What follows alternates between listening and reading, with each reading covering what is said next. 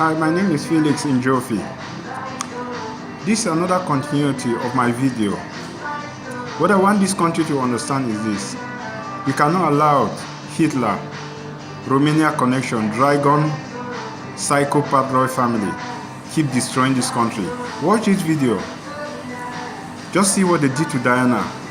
That woman was like a light shining for freedom of this country. He was killed by this psychopath royal family terrorists. The royal family, they are sick. They are long time sick. Oliver Cromwell, this helped this country. We showed them the way. But the thing is, you cannot take the horse to the water and force the horse to drink water. You can only take the horse. The horse will make a choice of drinking the water or not. What I don't understand, watch the video and see what they did to Diana and frustrate to set that woman up to kill her and get away with it. The reason why they get away with it is there are people in this country backing them up. Government is one.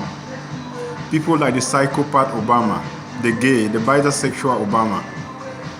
There are the people like that are backing up this royal family, Hitler. You know, because psychopaths, they work together. When Obama took on power, black people thought it was a good news for black people, but they were wrong. The man is a psychopath. My point now is they are setting camera on human beings to destroy them. Watch the video and see what they did to Diana. They could do it to you, to anyone, and get away with it. This is the time that we should stand up and fight for justice and freedom. We cannot let this country be destroyed by Hitler, Romania Hitler, that they did find themselves in this country and they captured the whole country. Now the country do what they want. Pay them tax, frustrating them, watching them, killing them. What is wrong? What is going on in the world? What is going on? Why can't this country let Hitler, Romania Hitler, to destroy this country? Watch the video. I believe this video will make you to wake up and take an action. It was done before, and this time around, we can do it for good. Royal family, they are not good for this country. They are not good for anywhere. They are psychopaths, sick terrorists, still around killing. Thank you for watching. I will appreciate if you subscribe. In 1937, Edward VIII visited Germany. He was fawned on by all the Nazi leaders. And Hitler devised a plan. Using him to form this Anglo-German alliance. Edward would be installed as a puppet king for the Nazis, with Wallace Simpson at his side. Recently declassified FBI documents reveal stunning insights about the Duke and Duchess of Windsor, Edward VIII, Britain's Nazi king.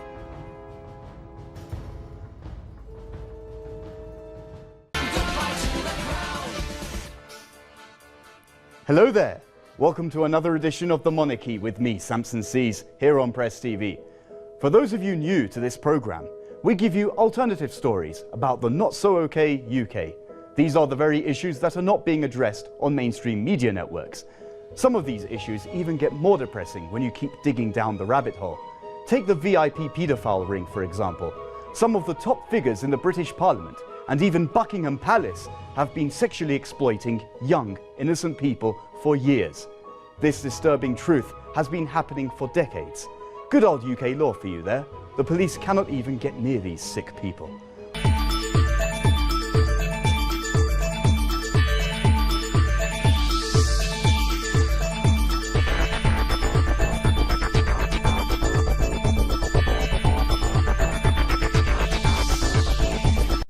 It wasn't that long ago that those who claimed that there was a massive paedophile ring involving officials in the highest levels of government were written off as conspiracy theorists and kooks. That is no longer the case, at least in the UK. It turns out that this so-called conspiracy theory was true and is finally being officially investigated. A powerful elite of at least 20 prominent establishment figures formed a VIP paedophile ring that abused children for decades. Senior politicians, military figures, and even people linked to the royal family are among the alleged abusers. Peter McKelvey, the former child protection officer who first raised the alarm about high-profile individuals engaged in child sex abuse, said that their campaign of abuse may have been going on for as long as 65 years, but there has always been the block and the cover-up and the collusion to prevent an investigation. Over the years we've received many allegations of abuse at the highest levels of government. Past prime ministers, past senior members of the British cabinet have been mentioned as abusing children. It doesn't get much worse than that. We're talking about the worst kind of crime committed by the people who are supposed to be running the country. A teenage boy working at Buckingham Palace revealed he was groomed and sexually abused by a VIP paedophile ring there. The lad was also assaulted at the royal family's Scottish retreat Balmoral. In a heartbreaking note, the boy, then just 16, told how he was the victim of exploitation of the highest order. The disturbing account was passed directly to the then Home Secretary Leon Britton, but he ruled it was not practical to investigate. Palace officials have already been linked to the notorious brothel, the Elm Guest House in southwest London. It was first in 2008 that news about deep roots of paedophilia inside Buckingham Palace emerged. Former Buckingham Palace butler was unmasked as a sexual predator who ran a paedophile ring while serving the royal family. Bachelor Paul Kidd, 55, was leading a secret double life as a serial child abuser who molested a string of boys over a 30-year period. Well, it seems that in Great Britain, protecting paedophile politicians is now turning to a matter of national security. Those with the sickest minds and who wish to act upon their destructive fantasies understand that they can most easily get away with their deeds if they are protected by an aura of power and ostensible respectability. The government will establish an independent inquiry panel of experts in the law and child protection to consider whether public bodies and other non-state institutions have taken seriously their duty of care to protect children from sexual abuse. Victims of child sexual abuse have warned Theresa May they will withdraw from the government's controversial official inquiry unless major changes are made. In an open letter, 24 signatories claim the inquiry as it stands is not fit for purpose because of what it is being asked to examine and the proposed chairs. The signatories said they had no option but to end engagement with the inquiry until Mrs. May scrapped the current panel, replacing it on a transparent basis, declared a statutory inquiry, and extended the cut-off date to 1945. They wrote to Home Secretary Theresa May's officials complaining the Home Office seems to be running the inquiry to meet others' needs rather than those of survivors. We need three things: justice and support for victims, the truth about what happened and how the Home Office and others responded, and stronger child protection and reforms for the future. After the release of a report into Home Office cover-ups last month, Mr. Cameron seemed to dismiss survivors' concerns, saying some who've been looking for conspiracy theories will have to look elsewhere. I blame them as much as I do my perpetrators, and I at least want an apology for the way that I was treated, because as an adult woman, as a child I didn't know any different, but as an adult woman I now know that the way I was treated was not correct, was not right, and shouldn't have happened. And not just with me, but then continued to happen with other people. Meanwhile, child abuse survivors want the timescale of the inquiry into VIP paedophiles pushed back to the 1950s to avoid a whitewash. Groups representing the abused also want a dedicated police unit to examine evidence uncovered during the probe to ensure no powerful culprits escape justice. However, victims' calls fell on deaf ears, and May snubbed sex abuse victims for trip to Brussels. She skipped the emotional meeting where victims were demanding that the troubled historical abuse inquiry starts as soon as possible. She had already warned that allegations of child sex abuse by a Westminster paedophile ring represent only the tip of the iceberg. Just a reminder, the royal family is granted absolute protection from public scrutiny in a controversial legal reform designed to draw a veil of secrecy over the affairs of the Queen, Prince Charles and Prince William. With the elite paedophile ring now being exposed in the UK, all roads are leading to the British royal family. Some claim this law was passed to keep this connection hidden, but as we now know, Prince Charles's favourite was Jimmy Savile, who is the biggest paedophile and necrophiliac in modern British history.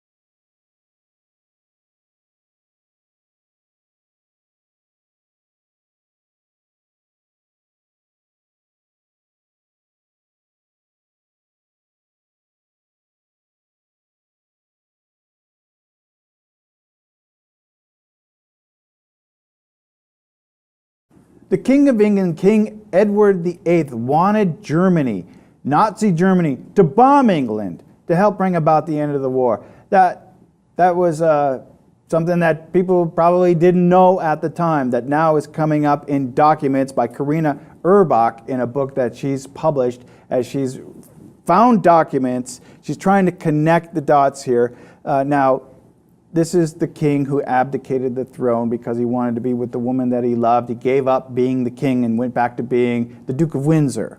Now, Elliot, it's well known that he's been said to have Nazi sympathies during the 1930s. Correct. What's not known is that he was trying to encourage Germany to bomb England, to bomb them into submission. This comes as a bit of a shock. Now, Karina Urbach, the author, research fellow at the Institute of Historical Research at the School of Advanced Studies, said this: over the past 8 years, I have accumulated damning evidence by sifting through 30 archives all over the world that are open. Intelligence reports and German, Spanish, and Russian documents show members of the British royal family were indeed far closer to Nazi Germany than has previously been recognized. This is not, brand new news. Right. This connection, of course, the royal families are connected, and this is, they changed their last name to kind of get away from the German association. Correct.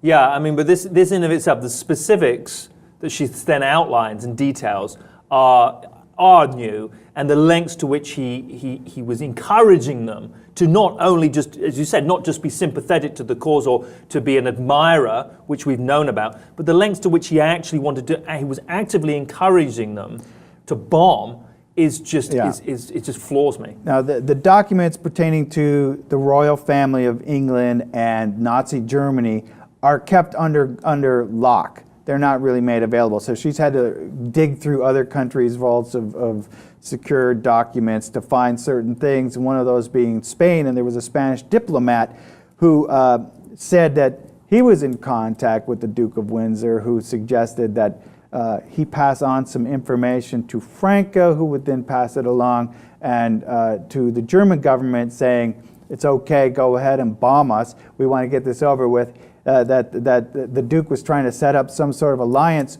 with Germany against the Soviet Union. And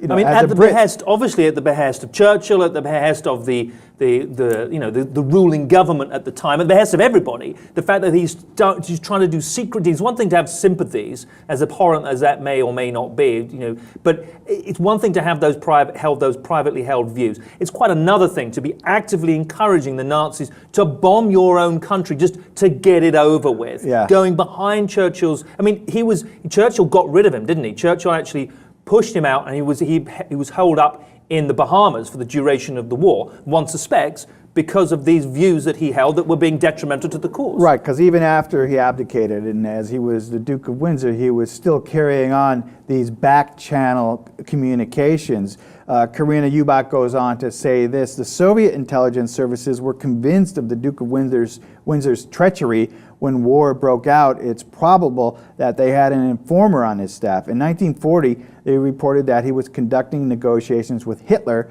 to form a new English government and conclude a peace with Germany contingent on a military alliance against the USSR. So she's saying this straight out. And it's... I'm not surprised that these documents have not been made available by the British government or the British authorities. Just to contextualize it, to modernize it for people, I'm not going to say anything new here, but Prince Philip, current Prince Philip, is known to have, I'll just say it straight out, Nazi sympathies, if not admiration for Hitler. He's saying things such as, well, he made the trains run on time. Yeah.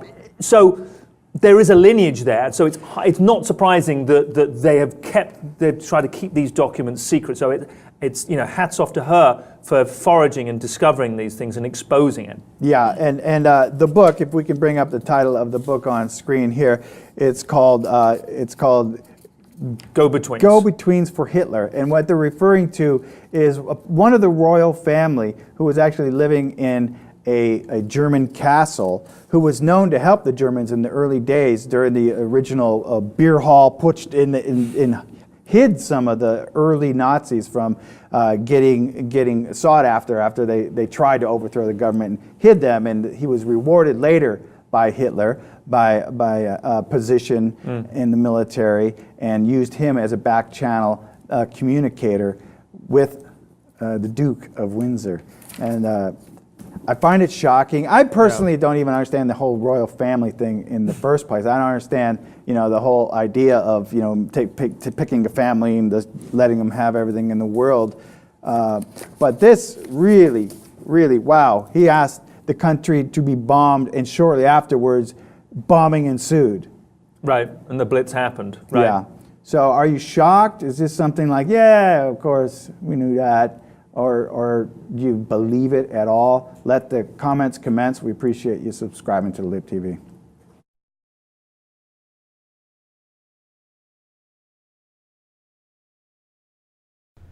Something about the royals we should all know.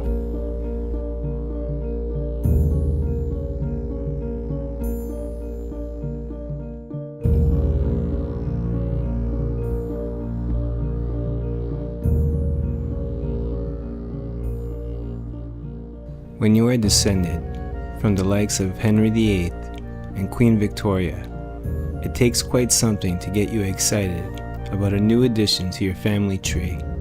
But when Prince Charles found out he was related to Dracula, or to give him his actual name, Vlad the Impaler, he was more than a little delighted. Prince Charles discovered the link to the notorious killer who is said to have covered a hill near Brasov with so many impaled men. It looked like a forest.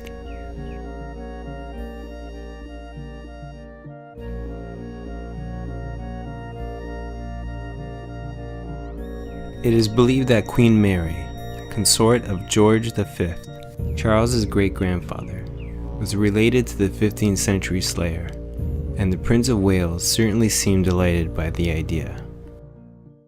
And His Royal Highness Prince Charles, who can trace his ancestry back to Romania's dark and distant past.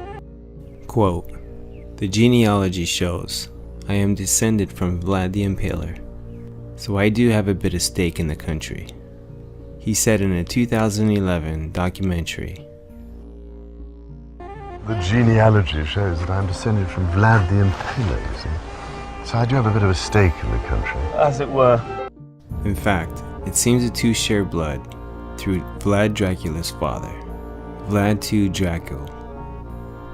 According to Nick Gombash, Hungarian genealogy blog. That's not to say Vlad the Older wasn't any less terrible than his son. Vlad II, the Prince of Wallachia, is known to have killed a number of people from a rival princely house as he tried to consolidate power and sent Vlad the Younger to be a hostage at the age of 13, which one imagines did little to help father and son relations. Alfayde's accusations, the British Dracula family, and Crocodile Wife.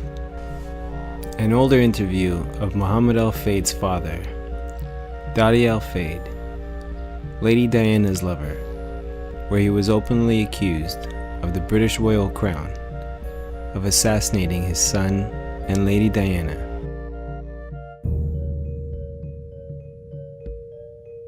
Mohammed Al-Fayed has had his long-awaited day in the witness box as he outlined his beliefs that Diana and Dodi were murdered by MI6 on the orders of Prince Philip. But not just Prince Philip. What about Prince Charles, he was asked. He participated in it, Mr. Al-Fayed said, and I am sure he knows what is going to happen, because he would like to get on and marry his Camilla. And this is what happened. They cleared the decks, they finished her, they murder her, and now he is happy. He married his crocodile wife. The royals he described as a Dracula family, and Prince Philip, the recipient of most of his vitriol, a racist and a Nazi. His frustration made him reveal bits and secrets regarding the origins of the British Blue Bloods. The British Dracula family. Count Dracula was a real person, a Romanian ruler, as I will later explain in detail. He was part of an older secret order, the Order of the Dragon. The dragon is a reptilian variation, especially used in the Asian world.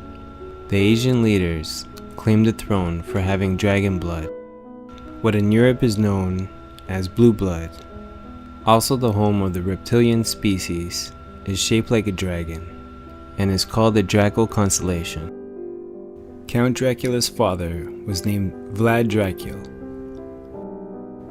Drac means devil in Romanian, and Dracul means the devil. Remember, the devil is a serpent in the Bible, a reptilian figure who deceived mankind. Their royal seal was, of course, a dragon, sometimes shown with a Sumerian god cross, later called the Templar cross, on its back. Crocodile Wife, referring to Camilla Duchess of Cornwall, is probably the easiest reptilian connection. Princess Diana herself referred to the British royal family as lizards, and literally not human. The popular princess went as far as to publicly refer to the British House of Windsor as lizards and reptiles. They're not human, she said.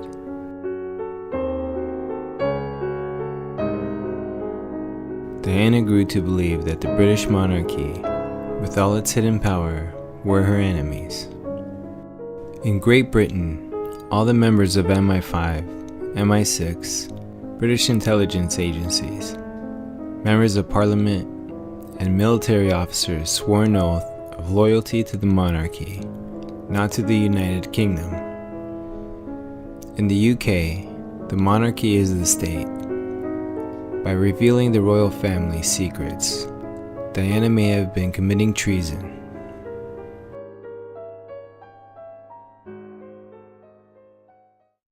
David Icke's book, The Biggest Secret.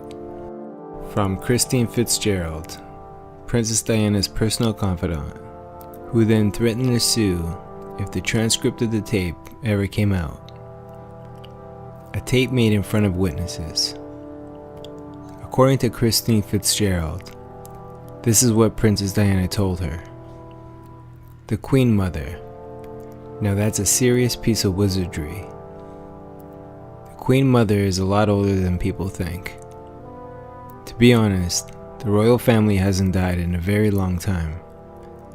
They have just metamorphosized.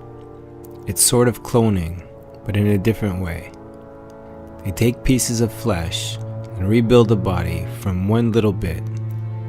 Because it's lizard, because it's cold-blooded, it's much easier for them to do Frankenstein shit than it is for us.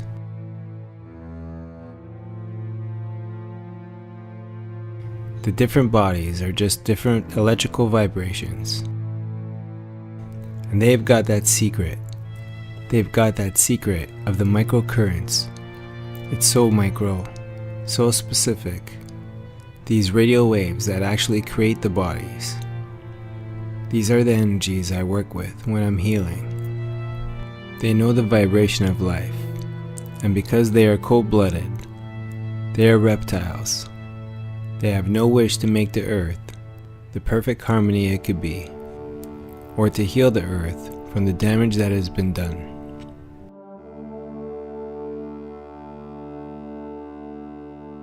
This place was a bus stop for many different aliens. All these aliens could cope with everything, including the noxious gases. They're landing all the time and coming from the bowels of the earth. They look like reptiles originally, but then they look like us when they get out through the electrical vibration. That life key I talked about.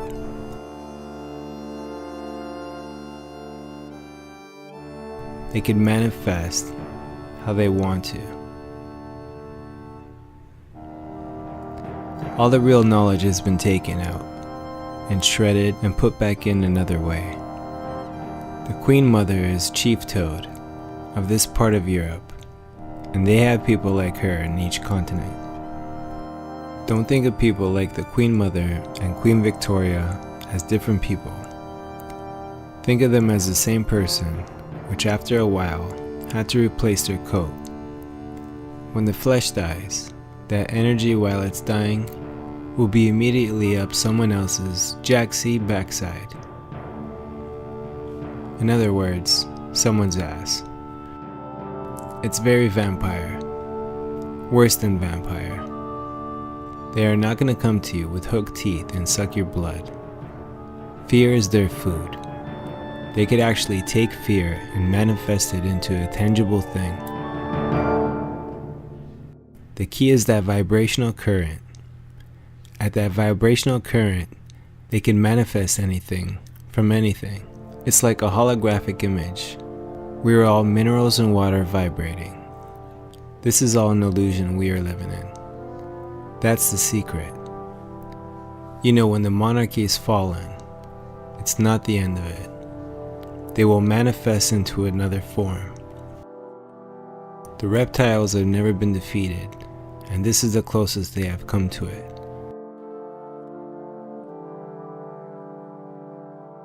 The reason they are threatened today is because the earth is in such trouble and the mental power of the people is returning. This is their most frightening time for them, but this is not going to kill them. There are long centuries before it's over yet.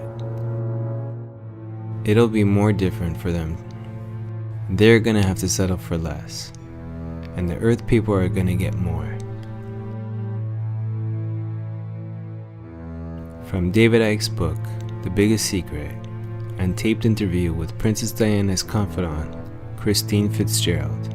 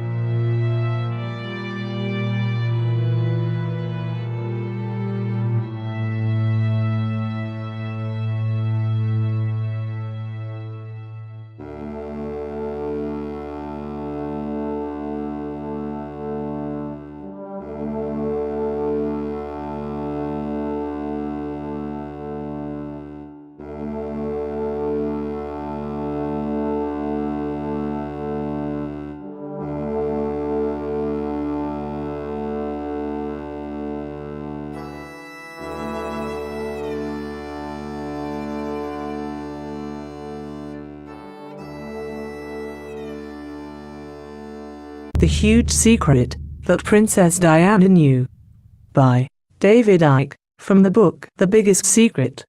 This is only a fractional part of a very long document. Some people may find this totally unbelievable and shocking. There have also been questions about whether Diana is even buried on the island. In the summer of 1998, the Star magazine in the United States quoted an unnamed senior source at Buckingham Palace as saying she was secretly cremated, and according to a report in the Los Angeles Times, some people in the village of Great Brinton also don't believe she is buried on the island. I know these reports are true from my own sources. One resident quoted by the LA Times said that the night her coffin was taken to Althorpe for burial, the village had been invaded by the army, police and special forces units, and all the villagers were hustled into their homes.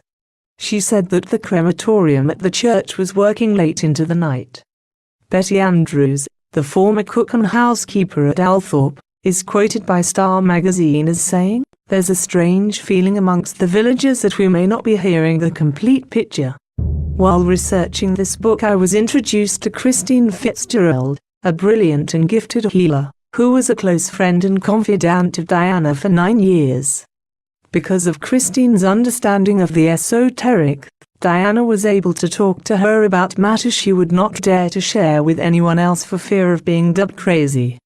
It is clear that Diana knew about the true nature of the royal family's genetic history and the reptilian control.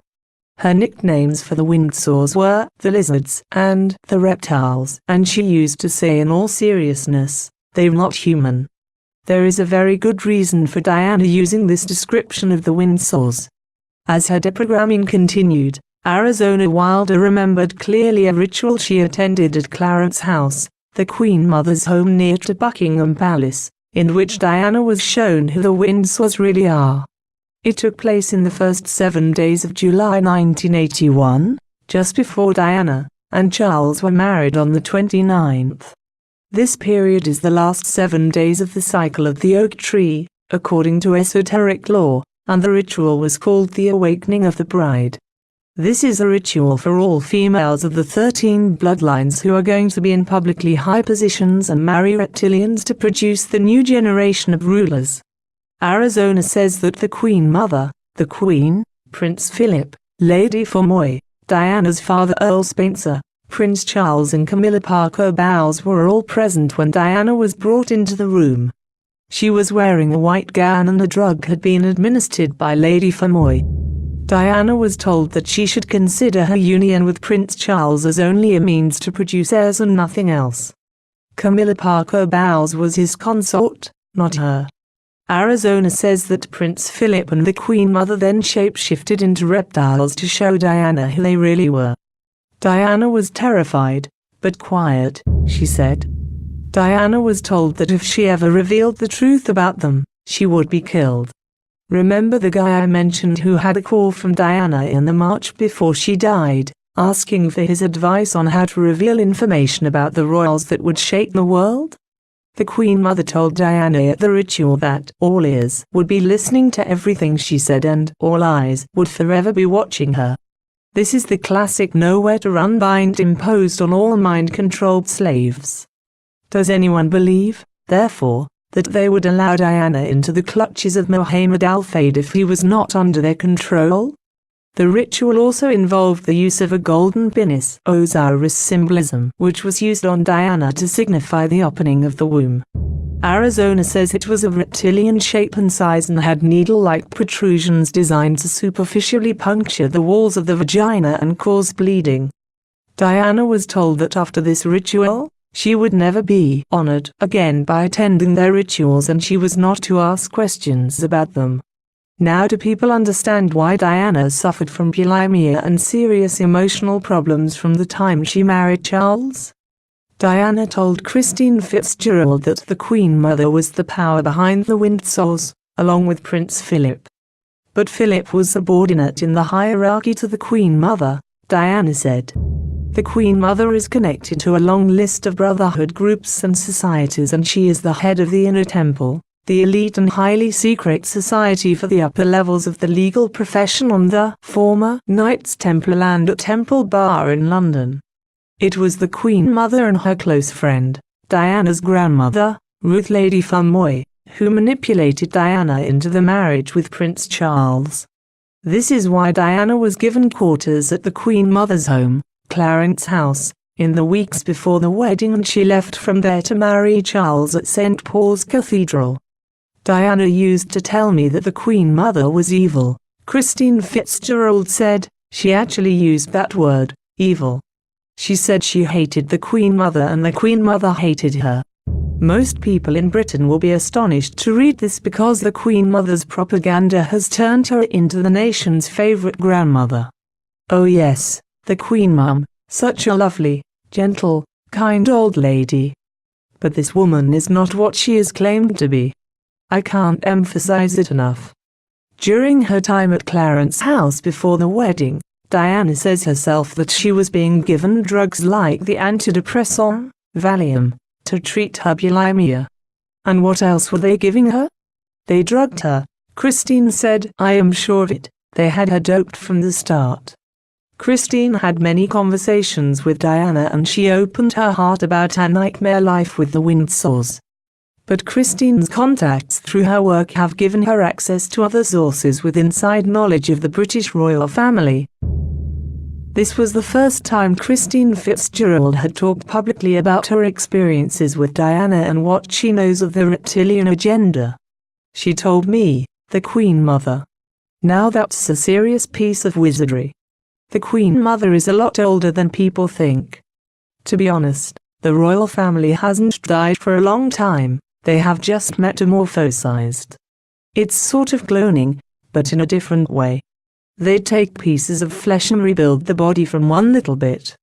Because it's lizard, because it's cold-blooded, it's much easier for them to do Frankenstein's asterisk than it is for us.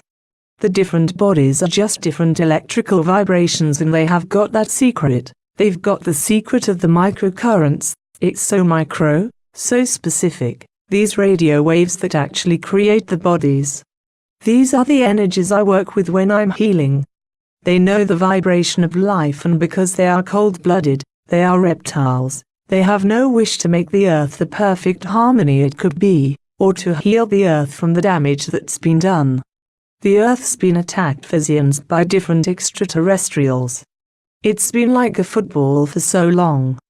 This place was a bus stop for many different aliens. All these aliens, they could cope with everything, including the noxious gases. They're landing all the time and coming up from the bowels of the earth. They looked like reptiles originally, but they look like us when they get out now through the electrical vibration, that life key I talked about. Or the real knowledge has been taken out and shredded and put back in another way. The Queen Mother is chief toad of this part of Europe, and they have people like her in each continent. They are just in awe of these people because they are so powerful. Balmoral is a very, very nasty place. That's somewhere they want to dig underground. They will find reptile fossils. It goes back that far. Don't think of people like the Queen Mother and Queen Victoria as different people. Think of them as the same person, which after a while has had to replace their coat. When the flesh dies, that energy, while it's dying, will be immediately up someone else's jacksy backside.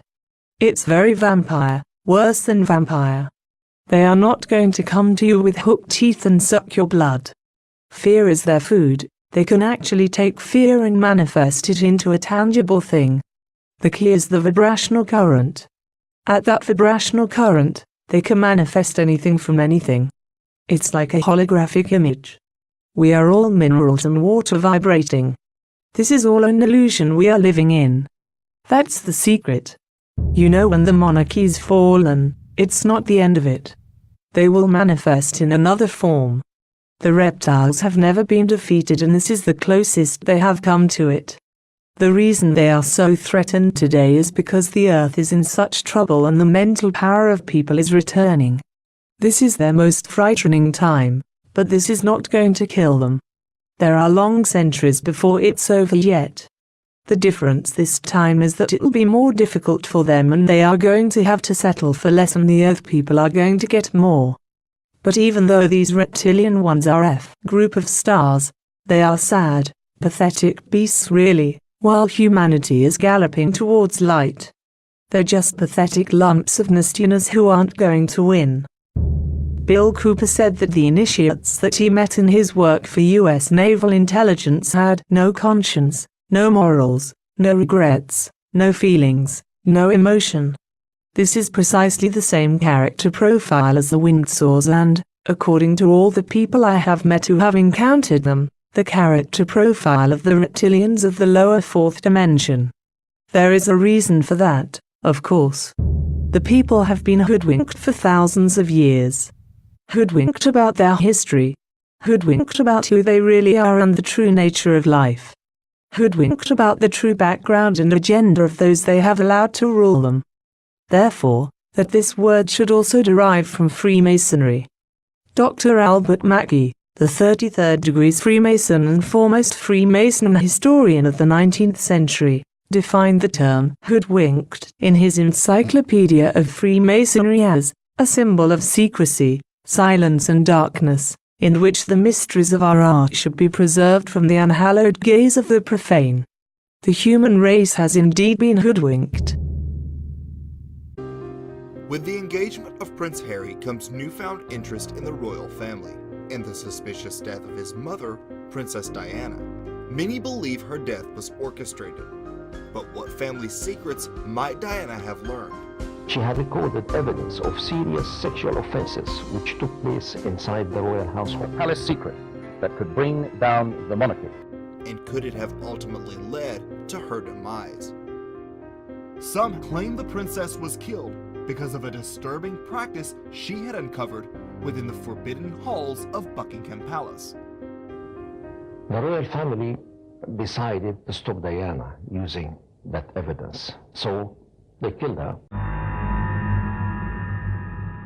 Her years inside the Windsor's private world of horrors had given Diana a glimpse into the shadowy Luciferian world we call the Illuminati. Was she preparing to use her international platform to expose the hidden workings of the elite? Diana knew the Windsors had a dark side, but researchers speculate she had become aware of something she could no longer keep silent about. According to the book The Biggest Secret by David Icke, Diana had sought advice from a trusted confidant concerning how best to reveal a secret that would shake the world.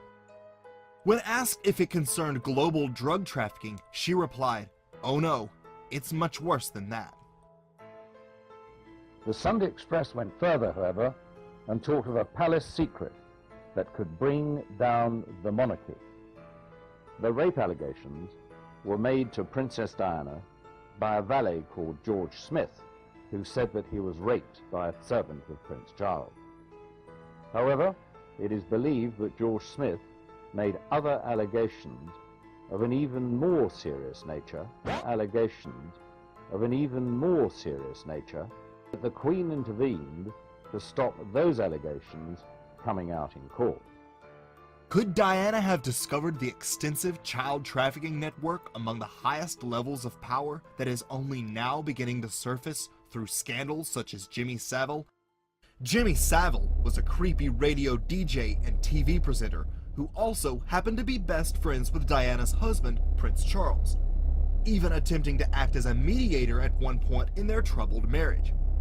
After his death, it was discovered that he had been England's most prolific sexual predator to date. His number of victims, both children and adult, reached into the thousands. He was into sick Aleister Crowley sex magic, including necrophilia, and grew powerful through his ability to procure children for the British aristocracy. Diana loathed the man. Jimmy Savile was not just a paedophile. He was a procurer of children for the rich and famous. He was, of course, an inner circle, bosom buddy of the British royal family. And in all these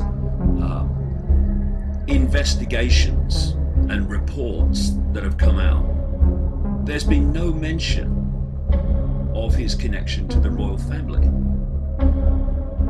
But Savile wasn't the only child trafficker closely associated with the royals.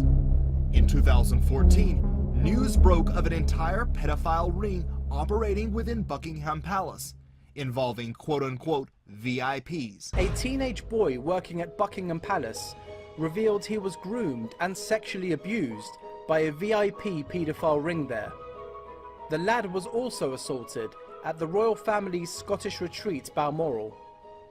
In a heartbreaking note, the boy, then just 16, told how he was the victim of exploitation of the highest order.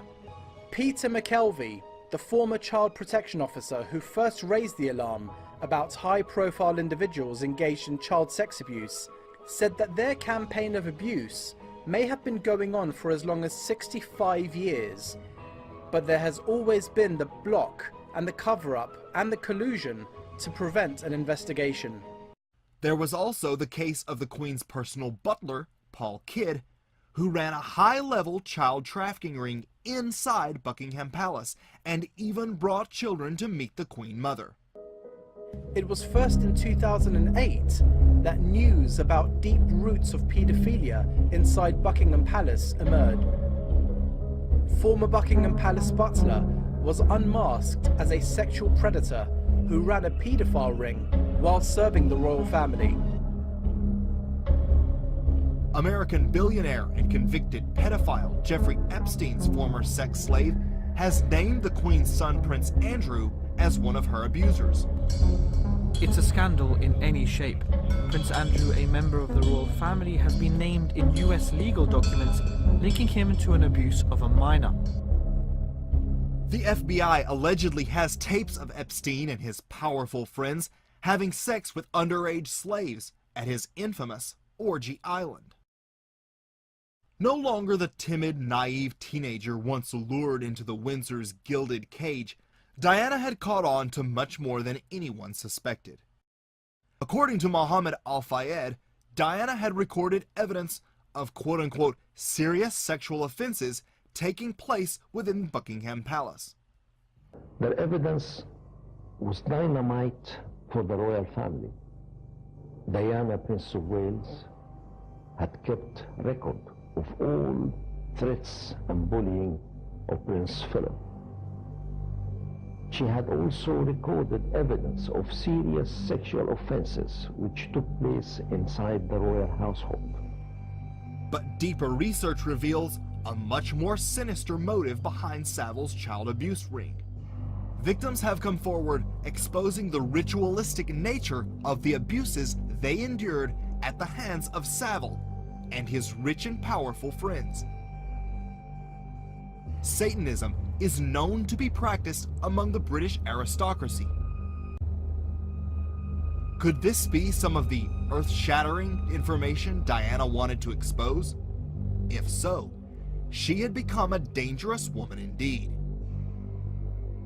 But might even darker forces have played a role in the princess's untimely demise? Some researchers believe that the princess's death was ritual murder of the highest order. Proponents of this theory claim the princess was murdered according to an ancient pagan tradition, and point to the alarming amount of occult symbolism surrounding her death. The Point d'Alma tunnel, where the princess died, was a sacred sacrificial ground to the Merovingians, the ancient Illuminati bloodline which founded Paris. During their rituals, the victim was sacrificed inside the underground temple. Diana was, after all, named for the moon goddess of ancient Rome, making the fact that she died inside an ancient sacrificial chamber to the moon goddess strikingly coincidental. The number 13 is known to have a great deal of significance within the realm of the occult, and is often found alongside the elite cabal's handiwork. Was it merely another coincidence then that the princess's car struck the 13th column?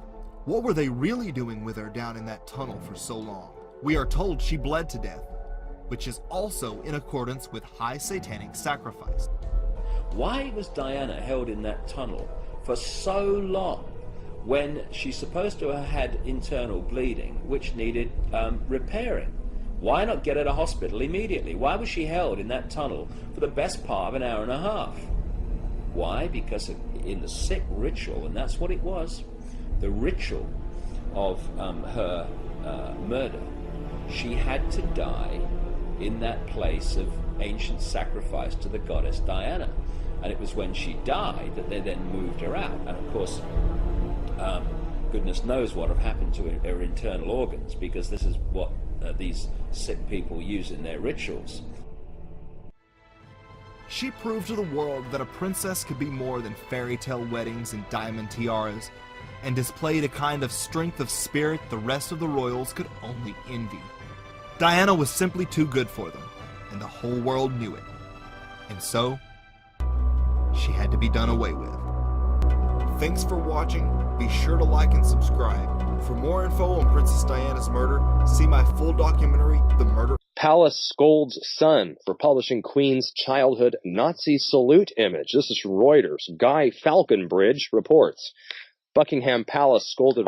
Is that not the coolest name? I was thinking the same thing, too. Guy Falconbridge. Guy Falconbridge. Yes, that's the reporter of the day here. Shout out to Guy. Buckingham Palace scolded Rupert Murdoch's top-selling Sun tabloid on Saturday for publishing a previously unknown film from 1933 that appears to show Britain's Queen Elizabeth performing a Nazi salute as a young girl. The black-and-white film from the year Adolf Hitler came to power purports to show future British King Edward VIII instructing his nieces, the current monarch Elizabeth, aged about 6 or 7 at the time, and his 3-year-old sister, Princess Margaret, how to perform the Nazi salute. They did it so good, too. What else? I mean, with a lot of furor. Yikes. You're offending people. Calm down. Stop it. Yeah, I love poking this part of history. I mean, I think one of the second or third coins that I did was Slave Queen. The British, and I did it because I still, to this day, don't get why silver stackers think it's okay to stack coins with her image on it. I mean, she's the ultimate elitist collectivist, criminals, their whole family is just loaded with debt and death. And yet all these people who are like, oh, we don't like the dollar and the war, and we're going to take our money out of JP Morgan and the banks and all this other stuff. And yet they go run to these national mints. And what's worse is all these people buying images of this thing, like you're worshiping her, and think that she's somehow good. She's got her effigy on 60 years worth of these coins and stuff. And the main reason why I did the Slave Queen thing is to show that she is part of this criminal elite that everybody should be, at least the silver stackers, should be saying, no, I don't want her mug on my silver. I want something that reflects my consciousness, which is the reason why I started this thing. But the reason why the Slave Queen came about was to show that she's part of this very lurid part of history that it's like you get these terror or the captives that end up loving their captors. The psychology that goes in there that God save the Queen and we need the monarchy. It's great for tourism and they're great and all this other stuff. And I don't think people know much about this queen and what their whole family's been involved with. First and foremost, their family, spanning I don't know how many hundreds of years, has been on the throne and has invaded 9 out of the 10 countries in the world. That's a fact.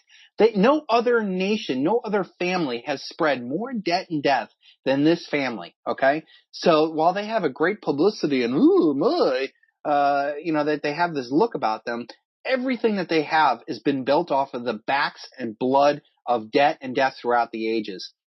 You could also look at the 8th. He was the future king then. He did becoming a king. He was an avid Nazi supporter. He did meet Adolf Hitler.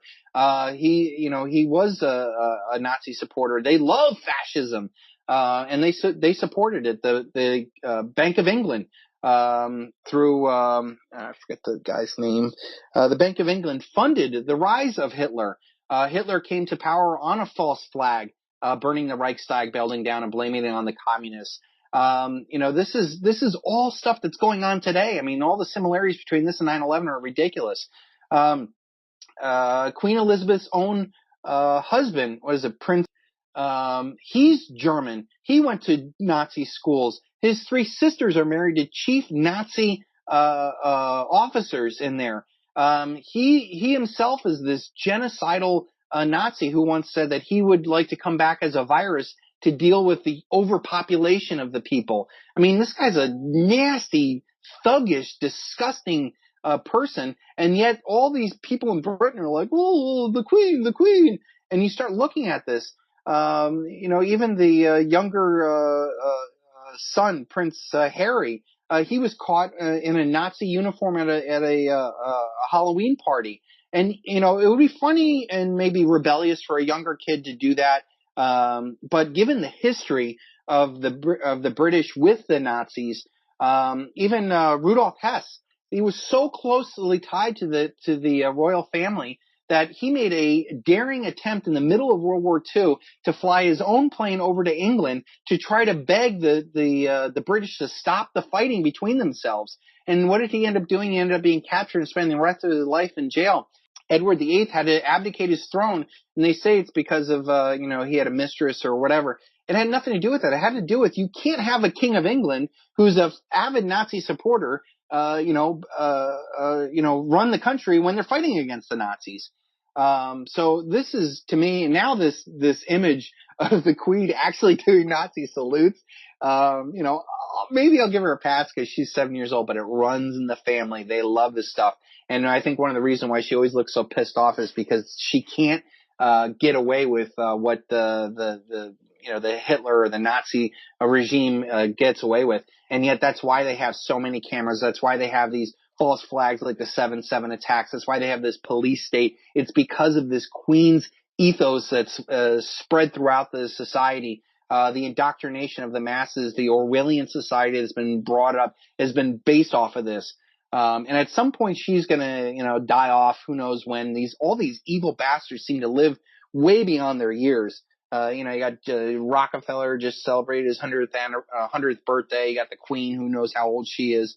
But this is something that people need to consciously change their view of the British Crown, everything that they do. What are they unconsciously supporting when they do this stuff? And start consciously taking action. Head back to the UK to consult with lawyers. The lurid allegations go back more than a decade.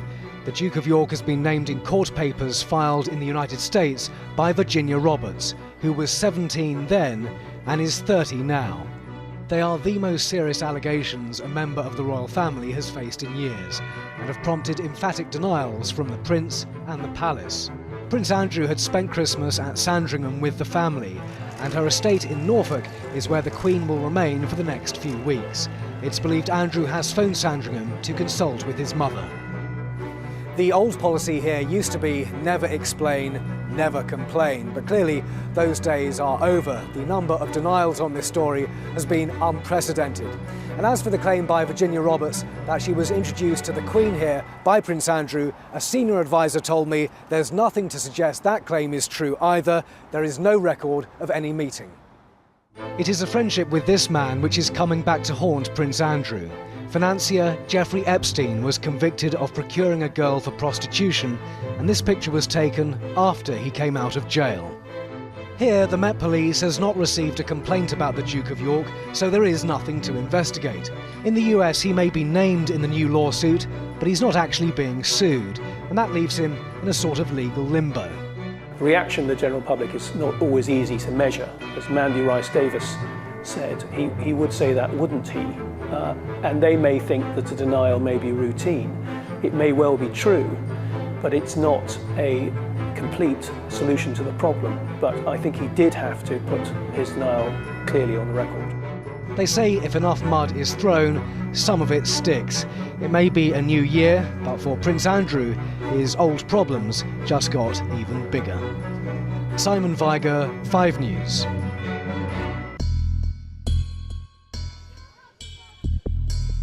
It's a scandal in any shape. Prince Andrew, a member of the royal family, has been named in US legal documents linking him to an abuse of a minor. It appears the Duke of York is paying the price for his controversial friendship with Jeffrey Epstein, the American financier, that is said to have facilitated the abuse in question. Allegations against the prince say that between 1999 and 2002, a young woman was forced into having sexual relations with him while she was still a minor. Buckingham Palace has categorically rejected the reports as untrue. The allegations have not only shocked the royal family, but many Brits who are not convinced yet. Absolutely shocked. I think it's obviously pretty shocking. You don't really expect that from a member of the royal family, but obviously the facts aren't maybe out in the open yet, so we'll wait and see how it progresses. The woman in question, who has remained anonymous, has released a statement through her lawyers saying she wouldn't be bullied into silence after Buckingham Palace released a strongly worded statement in support of the Duke of York. It also denied that Prince Andrew used his influence to lobby the US government to be lenient with Jeffrey Epstein during a 2008 police probe. I think any member of the public, whether they're a normal person or part of the royal family, then they should just be face justice. I think there's obviously always going to be differences. These people have access to money, power, to the best lawyers and these different things. But, you know, if there's evidence there are facts there, then it should definitely go through the proper channels. The relationship between Jeffrey Epstein and Prince Andrew has concerned the royal family on more than one occasion, but it seems this latest episode could cause the biggest headache of them all. Mohammed Walji, Press TV, London. Hello there. Welcome to another edition of The Monarchy with me, Samson Sees, here on Press TV. For those of you new to this programme, we give you alternative stories about the not-so-okay UK. These are the very issues that are not being addressed on mainstream media networks. Some of these issues even get more depressing when you keep digging down the rabbit hole. Take the VIP paedophile ring, for example. Some of the top figures in the British Parliament and even Buckingham Palace have been sexually exploiting young, innocent people for years. This disturbing truth has been happening for decades. Good old UK law for you there. The police cannot even get near these sick people. It wasn't that long ago that those who claimed that there was a massive paedophile ring involving officials in the highest levels of government were written off as conspiracy theorists and kooks. That is no longer the case, at least in the UK. It turns out that this so-called conspiracy theory was true and is finally being officially investigated. A powerful elite of at least 20 prominent establishment figures formed a VIP paedophile ring that abused children for decades. Senior politicians, military figures, and even people linked to the royal family are among the alleged abusers. Peter McKelvey, the former child protection officer who first raised the alarm about high-profile individuals engaged in child sex abuse, said that their campaign of abuse may have been going on for as long as 65 years, but there has always been the block and the cover-up and the collusion to prevent an investigation. Over the years we've received many allegations of abuse at the highest levels of government. Past prime ministers, past senior members of the British cabinet have been mentioned as abusing children.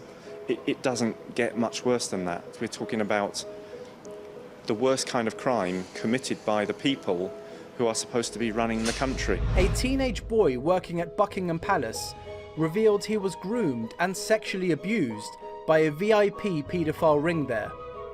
The lad was also assaulted at the royal family's Scottish retreat Balmoral. In a heartbreaking note, the boy, then just 16, told how he was the victim of exploitation of the highest order. The disturbing account was passed directly to the then Home Secretary Leon Britton, but he ruled it was not practical to investigate. Palace officials have already been linked to the notorious brothel, the Elm Guest House in southwest London. It was first in 2008 that news about deep roots of paedophilia inside Buckingham Palace emerged. Former Buckingham Palace butler was unmasked as a sexual predator who ran a paedophile ring while serving the royal family. Bachelor Paul Kidd, 55, was leading a secret double life as a serial child abuser who molested a string of boys over a 30-year period. Well, it seems that in Great Britain, protecting paedophile politicians is now turning to a matter of national security.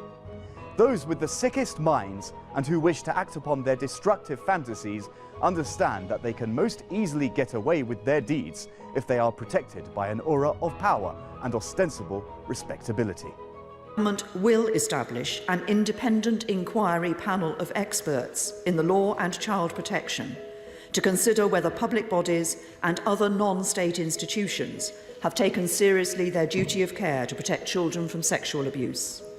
Victims of child sexual abuse have warned Theresa May they will withdraw from the government's controversial official inquiry unless major changes are made. In an open letter, 24 signatories claimed the inquiry, as it stands, is not fit for purpose because of what it is being asked to examine and the proposed chairs. The signatories said they had no option but to end engagement with the inquiry until Mrs. May scrapped the current panel, replacing it on a transparent basis, declared a statutory inquiry, and extended the cut-off date to 1945. They wrote to Home Secretary Theresa May's officials complaining the Home Office seems to be running the inquiry to meet others' needs rather than those of survivors.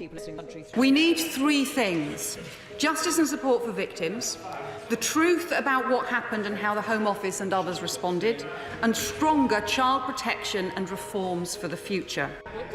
After the release of a report into Home Office cover-ups last month, Mr. Cameron seemed to dismiss survivors' concerns, saying some who've been looking for conspiracy theories will have to look elsewhere. I blame them as much as I do my perpetrators, and I at least want an apology for the way that I was treated, because as an adult woman, as a child I didn't know any different, but as an adult woman I now know that the way I was treated was not correct, was not right, and shouldn't have happened. And not just with me, but then continued to happen with other people. Meanwhile, child abuse survivors want the timescale of the inquiry into VIP paedophiles pushed back to the 1950s to avoid a whitewash.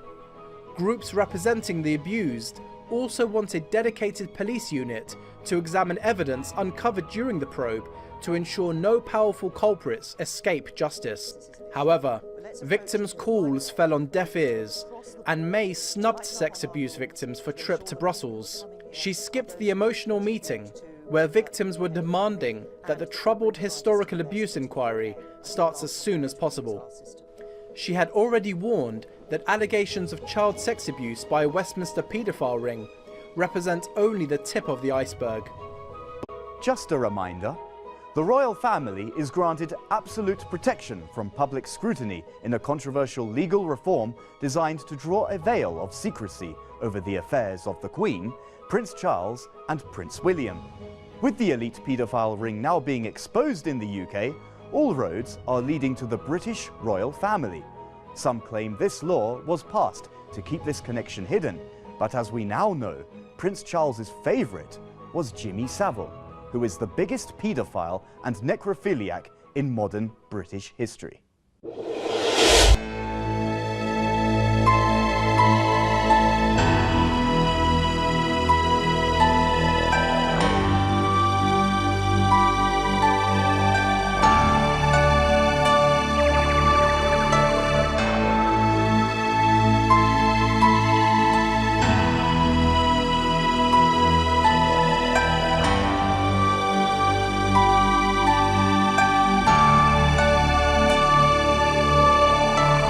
Why does my heart feel so bad? Why does my soul feel so bad?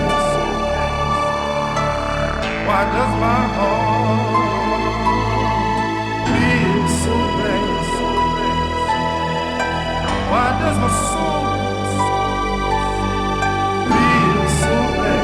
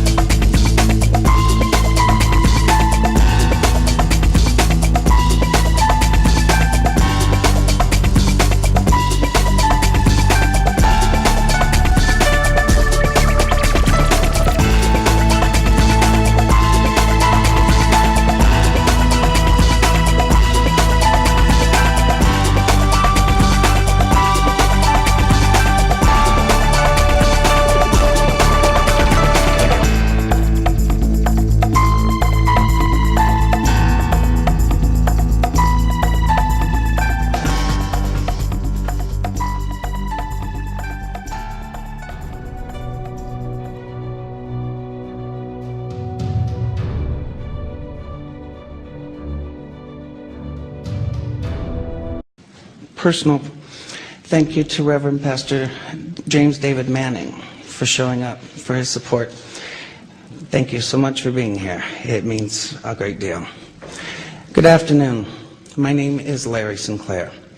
I'm a former recreational drug user, drug trafficker, and I'm a convicted felon for crimes of forgery, bad checks, and theft by check. But I'm also an American citizen.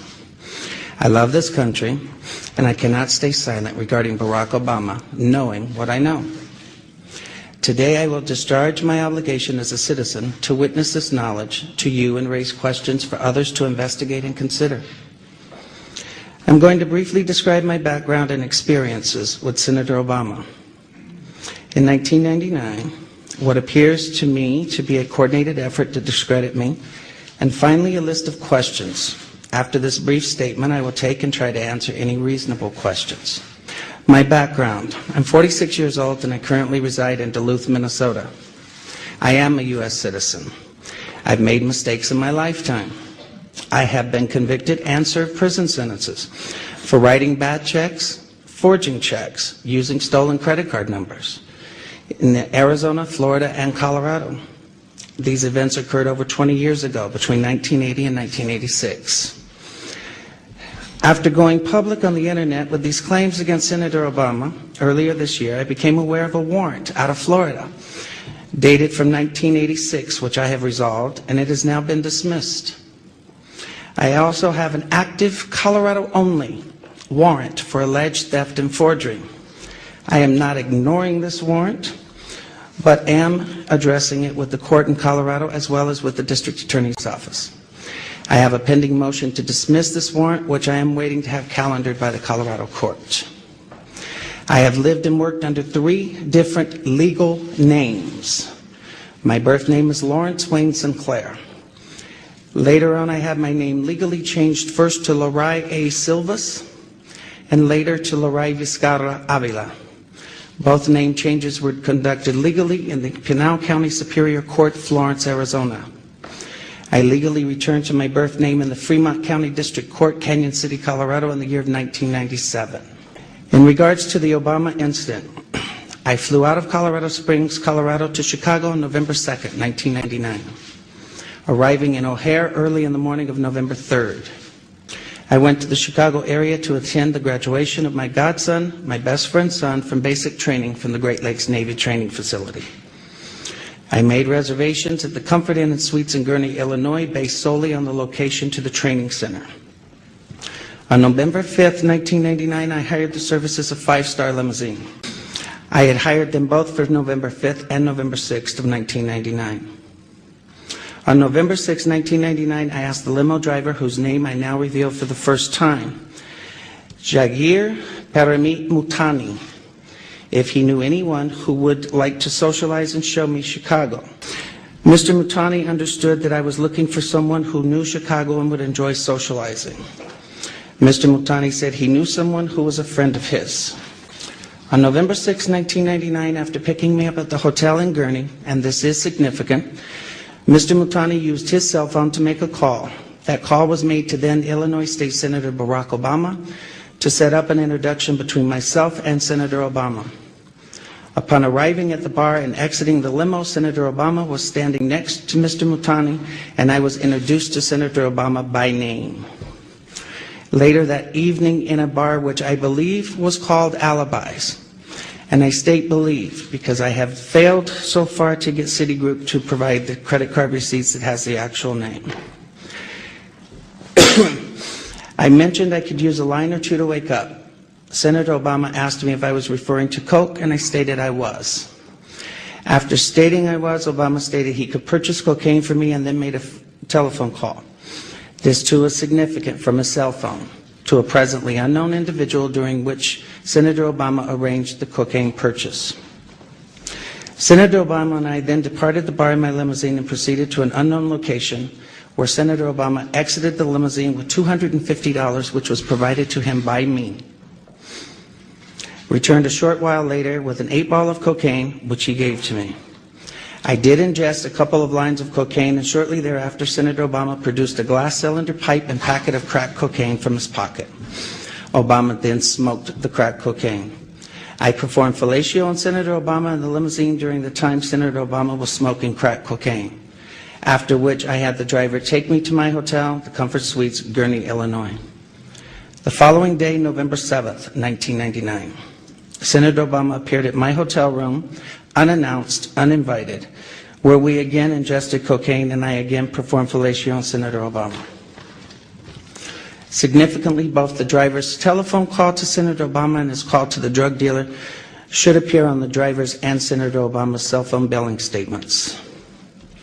In the fall of 2007, September 2007, I contacted the presidential campaign of Barack Obama to request solely that Senator Obama publicly correct his stated drug use record to reflect his use of crack cocaine with me in November of 1999. When I made the first contact, I left with the presidential campaign of Senator Obama a telephone number for the campaign to return my call. The first number I provided was a Texas cell phone number. From the period of Labor Day weekend 2007 through November 18th of 2007, I did provide a total of 4 different callback numbers to the Obama campaign. As I had moved and I had changed the numbers to reflect locally my place of residence at the time.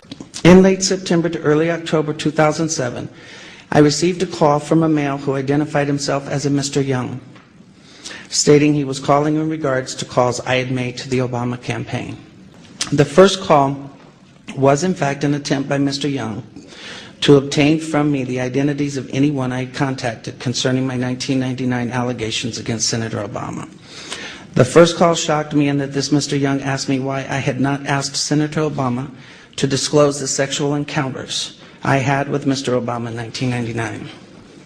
I was shocked as I had never mentioned to the campaign or anyone working for the campaign any sexual encounters, as my call was prompted by drug allegations only. The call ended with Mr. Young stating I would hear from someone in a few days. In mid to late October 2007, I received a second call from this Mr. Young, at which time I clearly became aware that this individual was personally involved with Senator Obama rather than just an employee of his campaign. The tone of the conversation had a sexual nature. Mr. Young did not once advise me how he obtained my phone number, which by this time had now changed to a Delaware number. In late October 2007, I received a text message from the gentleman identified as Mr. Young, in which he stated he was intimately involved with Senator Obama and that Obama was discussing with him and his pastor how to publicly acknowledge Senator Obama's drug use in 1999, and that Obama wanted to be sure I had not discussed the sexual encounters or drug incidents with any media at that time. In mid to late November 2007, in another text message from Mr. Young, he advised me that Senator Obama will publicly correct his statement as to the last time he used drugs, and I did not need to concern myself with publicly disclosing it myself. The last contact I had with Mr. Young was in early December 2007, when he made it clear to me that Senator Obama had no intentions of publicly acknowledging his 1999 use of crack cocaine, and that Mr. Young was in fact doing nothing more than milking information from me for Senator Obama's use. I later learned that A. Donald Young, the choir director of Reverend Wright's Trinity United Church of Christ, Obama's now former church, and who was openly homosexual, learned that he was murdered on December 23rd of 2007. I have cooperated with the Chicago Police Department in this matter by providing them the telephone numbers I was using during the fall of 2007. And I release them now publicly in the hope that someone may be able to connect the dots between these telephone numbers and Mr. Young.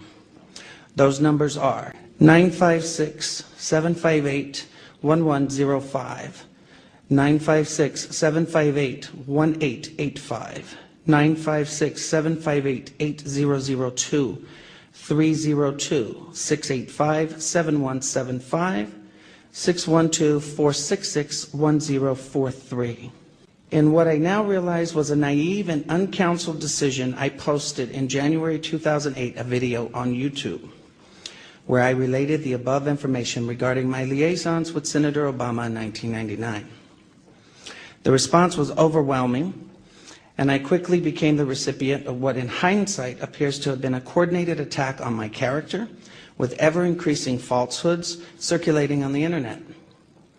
In response, I agreed to take a polygraph test sponsored by whitehouse.com. The results of that test have been partially revealed to the end of labeling me a liar and taken as gospel by all. I'd like to make the following comments about that polygraph test. First, I have been subsequently advised that whitehouse.com was a website dedicated to anti-Clinton pornography until earlier this year. In fact, until January of 2008 to be exact. Second, I have now come to understand that lie detectors are junk science at best, which is why courts of law refuse to use them. Third, a review of the results by a George W. Matchik, PhD of antipolygraph.org, raises serious questions about the legitimacy of this particular examination. Indeed, overlooked by almost everyone is that whitehouse.com's own examiner, Dr. Gordon Barlin, Salt Lake City, Utah, observed that on the drug question regarding Senator Obama, that the computerized score found that there was less than 1% probability of deception by me. That's about as high a passing score as one could possibly obtain. Finally, in February 2008, I was told anonymously that Dan Parisi of whitehouse.com received $750,000 from the Obama campaign through David Axelrod's AKP Media and Message One, or Message and Media, I think, to organize an effort to publicly discredit me. When I confronted Dan Parisi with this allegation, he did not deny it, but instead withdrew the second exonerating polygraph report of Dr. Gordon Barlin, failed to post the video of my polygraph as he and whitehouse.com promised they would do, and even removed posts from their website altogether, claiming that I had had enough of the attacks by Sinclair's supporters and Sinclair himself, quote unquote. The polygraph results, as misrepresented, were immediately seized upon by the blogger community, and I became the subject of vicious lies about me. I was forced to file a lawsuit in an attempt to stop those lies about me that had been circulating. That lawsuit sought to obtain the proof of what I was saying about my contact with Senator Obama through subpoenas for the identities of the anonymous bloggers, so they could be linked to the Obama campaign and relevant records of the cell phone companies to prove the truth of my allegations. To date, though the lawsuit is now over 90 days old, Judge Henry Kennedy has refused to permit the suit to move forward so this evidence may be obtained. In conclusion, in sum, you can discredit my story, and then you can make your decision on who should be next President of the United States. The burden is now off of me, as I have told my story without the distortions that have been intentionally heaped on me, and what my lawyer tells me is an ad hominem attack. Shoot the messenger so you don't have to hear the message he is bringing. I'm now done. It's for others to find the corroborating evidence of my story by locating the limousine driver, Mr. Multani, by checking the telephone numbers related to Donald Young and Senator Obama. I leave you with these questions that I've asked of Senator Obama, but in which he, of course, refuses to answer. Who wants to be the next President of the United States? Has refused to answer. Number one, why won't Senator Obama provide his cell phone numbers and telephone records for all his personal and official cell phones held by him for the time period of no more than November 3rd through November 8th of 1999, when we met? Two, why won't Senator Obama provide his cell phone numbers and telephone records for all his personal and official cell phones held by Senator Obama for September 2007 through December 23rd of 2007, the murder of Donald Young? Three, why won't Senator Obama provide all email communication, both personal and campaign related to and or from AKP Media and Message from January 18th, 2008 through February 29th of 2008 for Senator Obama, David Axelrod, and David Plouffe? Fourth, why won't Senator Obama provide proof of all payments made from AKP Media, Obama for America, David Axelrod, David Plouffe, and Senator Obama's accounts for the period of January 18th, 2008 through February 29th of 2008? On a website that we posted today, LarrySinclair.org, You will find the documents that I have referred to in the statement.